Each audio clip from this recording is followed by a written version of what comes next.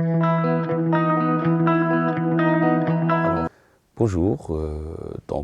Après avoir fait les ports d'entrée-sortie des microcontrôleurs, les interruptions et le timer 0, aujourd'hui on va commencer tout d'abord par le timer 1.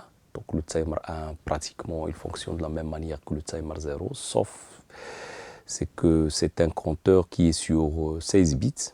Donc il compte de 0 jusqu'à 2 à la puissance 16 moins 1, ça veut dire 65 535. Donc, c'est un timer compteur 16 bits accessible en lecture-écriture par l'intermédiaire des registres 8 bits TMR1H et TMR1L qui constituent sa partie haute et sa partie basse. Si on regarde ce schéma-là, donc on regarde que c'est la même philosophie que le timer 0, ça veut dire qu'il y a un bit TMR1CS qui va pouvoir choisir entre une horloge interne système F oscillation sur 4 et puis une horloge externe, par exemple sur RC0 ou bien une autre horloge RC1 qui est synchronisée. Ensuite, on le divise à l'aide d'un prédiviseur qu'on va voir qu'il est réglable par 2 bits, qu'on va voir par la suite. Et il y a aussi un bit T15 qui va essayer de synchroniser l'horloge.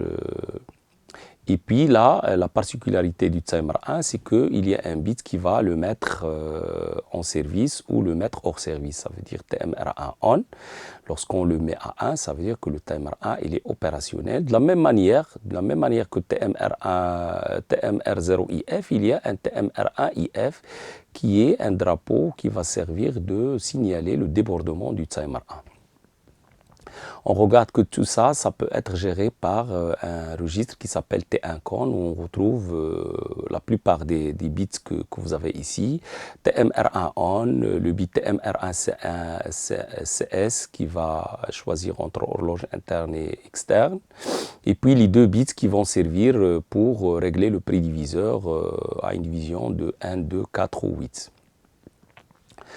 Donc à son débordement, ça veut dire FFF en hexadécimal A0, 0, A0, le drapeau TMR1IF, automatiquement, il est mis à 1. Et l'interruption périphérique TMR1I sera déclenchée s'il est autorisé, bien sûr. On a déjà vu que pour autoriser une interruption périphérique, parce que c'est une interruption périphérique TMR1I, on doit mettre auparavant dans le main le GIE A1, le PEIE A1 et le TMR1IE A1. Donc, on a vu que le TMR1 il peut fonctionner dans 3 modes différents. Timer synchrone, ça veut dire une horloge interne, commandé par F oscillation, compteur synchrone, horloge externe, ou compteur asynchrone, horloge externe.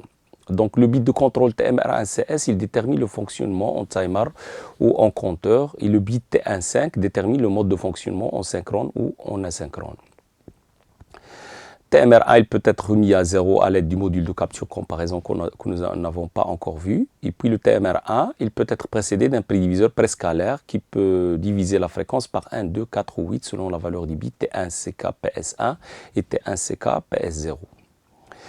Donc dans ce mode, dans le mode timer, le timer A il est incrémenté par l'horloge système F oscillation sur 4, éventuellement prédivisé. Et dans le mode compteur, on a déjà vu dans ce mode timer A il est incrémenté à chaque fois montant de l'horloge externe. T1CK1, donc c'est le bit RC0, ou l'horloge interne générée par l'oscillateur dédié T1OSC à condition de positionner le bit T1OSCEN à 1 et de brancher un quartz entre les broches RC0 et RC1. En mode compteur, RC0 et RC1 sont automatiquement configurés en entrée, on n'a pas besoin de les configurer. Donc là, on regarde tout d'abord les bits. Donc voilà le registre T1con, les bits T1CKPS1 et T1CKPS0. Donc on va voir, donc ça dépend de la valeur qu'on va mettre dans ces bits pour avoir un rapport de prédivision. Et voilà, donc T1OSCEN par exemple, si on met 0 oscillateur arrêté, si on met 1 oscillateur activé, etc. T15, TMR1CS et puis TMR1 on.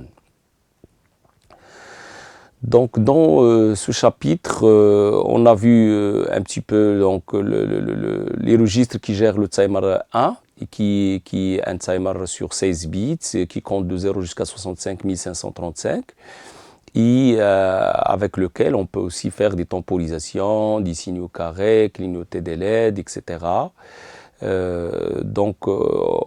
Lorsque j'ai des petites temporisations, j'utilise en principe timer 0. Et lorsque j'ai des temporisations qui sont énormes, j'utilise le timer 1. Bien que, même avec le timer 0, je peux avoir des temporisations qui sont grandes en faisant plusieurs boucles.